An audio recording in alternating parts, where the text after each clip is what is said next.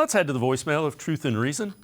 Hey, Dave, Frank from Cleveland. A couple quick things. Do you think Detroit would be interested in giving up the 18th pick for either Newsome or Emerson? And I say we need to sign that guy from Carolina, Ionitis, or Nagamasu, get some nastiness up on that line. And if I don't touch base with you, Dave, love you, brother. Great show. And you and your family have a safe Easter. As always, appreciate all of the voicemails. G-Bush, I don't know. I don't know if I'd want to trade Newsome or Emerson. You'd be hoping at 18 that you get a guy who has the kind of first and second years that Newsome and Emerson had. I kind of like both of them. I don't really want to give up either of them. Oh, no, listen, that's why Jerry Jeudy is still out in Denver.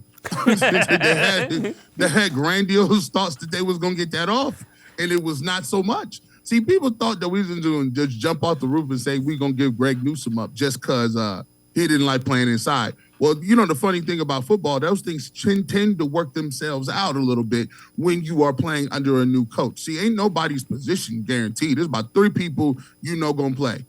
And all of them happen to be, you got Myles Garrett and probably Denzel Ward. Grant Delpit would probably be one of those guys, but positions is available out there.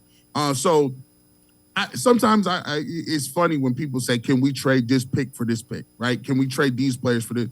So what you want to do is you want to find players like Emerson. You want to find players like Newsome. Emerson is one of the best young corners in the game. He's a guy that's physical. He's strong at the point of attack. He can play zone. He can play man. He doesn't not give up the big play. Newsome is one of the guys who plays very well in the slot. He's athletic for his size.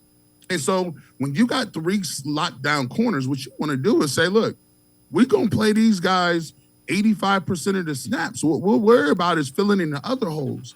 Now, they did that in free agency, right? They did some of that. I love Ionitis. I like him out of Iowa.